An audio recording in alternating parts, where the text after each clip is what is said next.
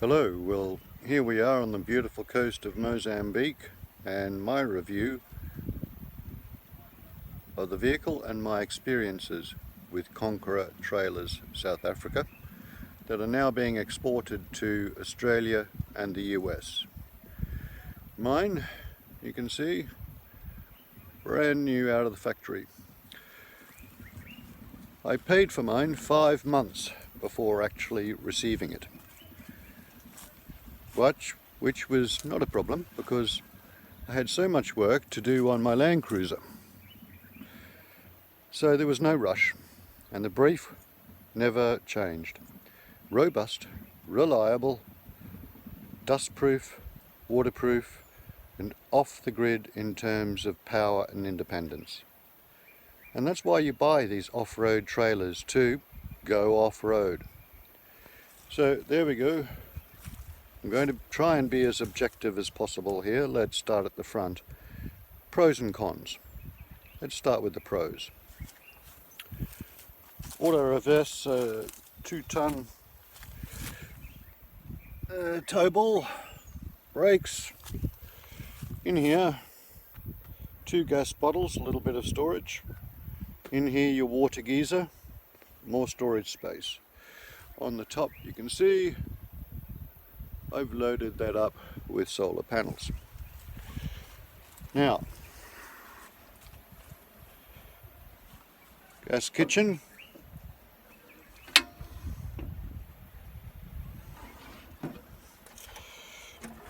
Plenty of drawer space, cups and things.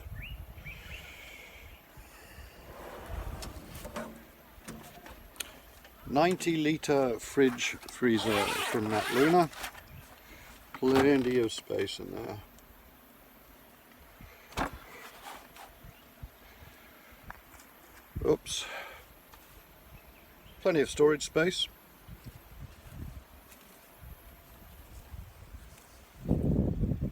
Wonderful. 270-degree awning.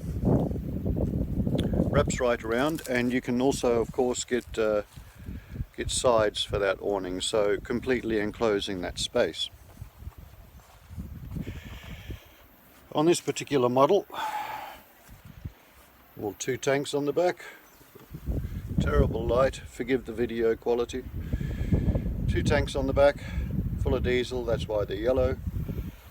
Clamshell door. Inside, plenty of storage space there. That's the main bedroom that I'm using as storage space, and the bedroom that I sleep in. Roof pops up, plenty of ventilation, and the beds, I must say, are very comfortable. Now, let's start with the cons.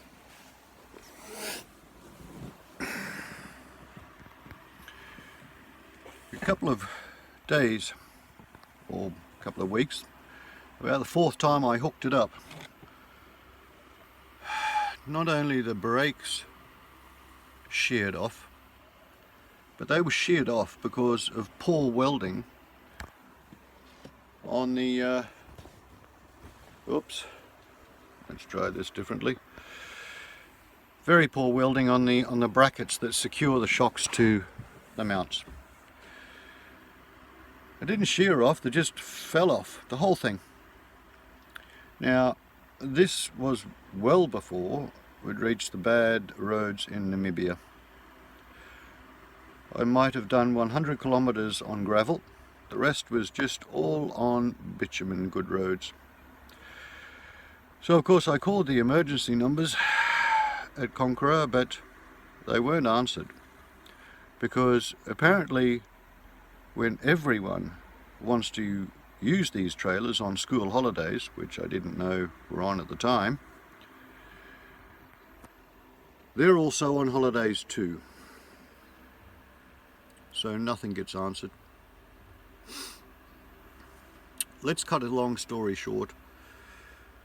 I asked them to provide assistance. A month of promises they gave me to meet me in Swakopmund on the coast of Namibia, where it was winter heavy mists each day, and it was extremely cold, near freezing. The problem was though, all of this ripstop canvas around this thing leaks like a sieve. Not only that, the joins in the roof panel leaked like a sieve. I got water and dust leaks through my floor. My door doesn't close properly because it's not on straight, so in one corner it's completely open to the elements. Not a single cable that passes through the chassis to the outside had any sealing on it whatsoever. So I spent a month waiting for support in Swakopmund. How much support do you think I got? Zero. Eventually found a workshop that did as much as they possibly could over another 2-week period, but they couldn't fix everything or find where all the faults were, because the electrics in this thing are a complete disaster. Now let's also remember here, you don't get a manual with this. You get 2 sheets of paper. Check your wheel nuts and don't drive too fast. That's all you get, nothing more. Now I asked many times over that 5-month period, if I do have a problem, where can I go? No response. Well, it's been 5 months now, and I've had 73 different problems. My handbrake doesn't work. I have to stick my finger in there to try and get it in, and that can be a bit tricky. I am continuously getting electrocuted when there is the slightest amount of moisture about. And this is 6 different campsites all over southern Africa. I put an earth spike in, well wired. I'm still getting electrocuted. It's not the campground power, it's the way this trailer is put together. The canvas in this thing. It's been resealed properly. I tell you it's sealed when you first get it. They must have forgotten to do mine. My solar panels. My fridge fails every day and a half. And why do you think that is? Because that is as long as my batteries last. My solar panels are either defective, they're clearly wired incorrectly, or we don't know what's going on there, but they're completely useless.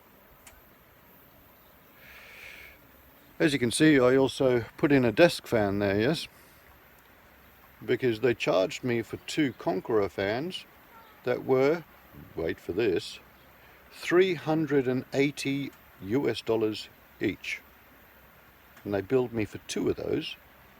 Never received them. That's nearly 800 Australian dollars for 2 fans that are half the size of that. I bought that one for 15 bucks.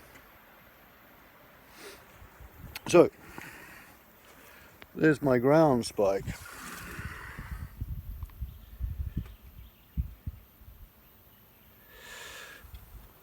There are so many holes in the undercarriage of this. I'm very, very concerned about driving across any rainy roads, because as soon as you do, the inside of that thing is going to be soaking. The problem here is that it's a wonderful design, a wonderful concept, and I do like the concept still. I'll get it fixed. But Conqueror, they're not about to help you if you have a problem outside of South Africa, or you're not close to somewhere that will. And here we have another one. Aaron and Simon have their own Conqueror that have just arrived. Brand new like mine. So Simon, how's your suspension when you first picked it up? Well, not good. I got about 200 k's before I had a complete failure almost. And And your electrics, are you enjoying being electrocuted? Same as me. Not so much. I think with 2 kids on the road, it's not the safest thing, especially every time you touch it that you are actually live. Yeah. And it ain't the ground earth from the campsite, it's the trailer. What about you, little froggy? Do you like being electrocuted? I'll bet you don't. I do. You do like being electrocuted. Well, you're a bit strange, aren't you?